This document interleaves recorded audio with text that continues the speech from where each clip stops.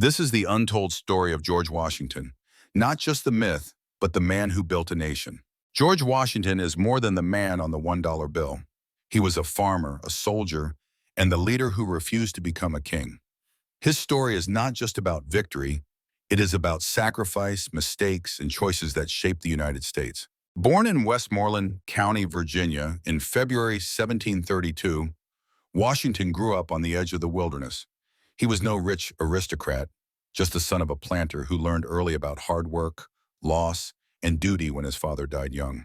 By the age of 15, Washington was already helping manage the family property. He trained as a surveyor, walking miles through the Virginia wilderness. These long, lonely days taught him endurance, the same endurance that would carry him through war. At just 22, Washington led men into battle for the first time, sparking the French and Indian War. He experienced defeat, retreat, and near death. But these failures taught him caution and patience, lessons that would later save a revolution. After the war, Washington returned to Mount Vernon, dreaming of a quiet life as a farmer. But history had other plans. Britain's new taxes and restrictions pushed the colonies toward rebellion, and Washington would be called to lead again. By the 1770s, Britain's new taxes and troops in the colonies had turned discontent into anger.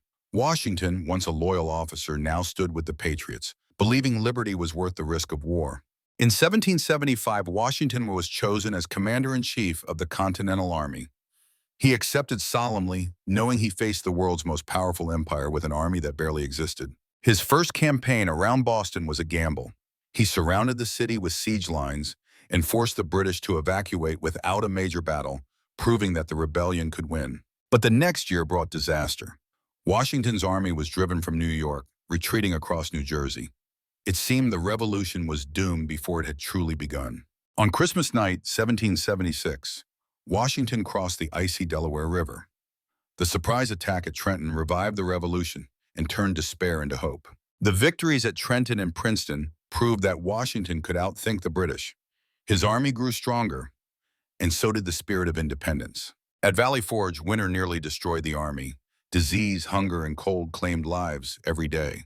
But Washington refused to give up and turned suffering into unity. In 1778, France entered the war.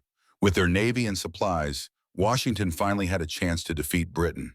In 1781, Washington and his allies besieged Yorktown. Surrounded, the British surrendered, and the American Revolution was won. After the war, Washington shocked the world. He resigned his command instead of seizing power, setting a precedent that made America a republic, not a dictatorship. But the new nation was weak and divided. Washington was called to preside over the Constitutional Convention, guiding debates that created the United States Constitution. In 1789, Washington was unanimously elected the first president of the United States. There was no roadmap. He had to invent the job as he went. Washington formed the first cabinet, balanced fierce rivals like Hamilton and Jefferson, and set precedents that every president would follow. When farmers rebelled over a whiskey tax, Washington personally led troops to show that the new government had strength, but no blood needed to be shed. After 2 terms, Washington stepped down, warning against political parties and foreign entanglements. His farewell speech became a guide for future generations. He returned to Mount Vernon, finally a private citizen again, hoping to live out his remaining days in peace, walking his fields as a farmer. In December 1799, Washington fell ill and passed away. The entire nation went into mourning. The first great hero of America was gone. He refused power, united a country, and became the symbol of what America could be. George Washington was not perfect, but he gave the nation a chance to survive. You've heard the story. Little George cut down a cherry tree and admitted it to his father. But historians say it never happened. It was invented to teach children about honesty. Washington never had wooden teeth. His dentures were made of ivory, gold, and even human teeth, painful and awkward, a reminder that even heroes suffered. Despite his stern portraits, Washington loved dancing and social gatherings. Friends said he was graceful and rarely missed a ball. Washington owned enslaved people, but freed them in his will, making him the only founding father to do so.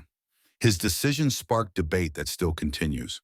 With his land, farms, and business ventures, Washington was one of the wealthiest men in America, proof that he walked away from real power and fortune to protect the republic. Today, his face is on the dollar bill, his monument towers over Washington, D.C., and his name is spoken with respect around the world. Washington's life is a reminder that leadership means service, not power. If you want to explore more untold stories of history's greatest figures, subscribe and join us every week.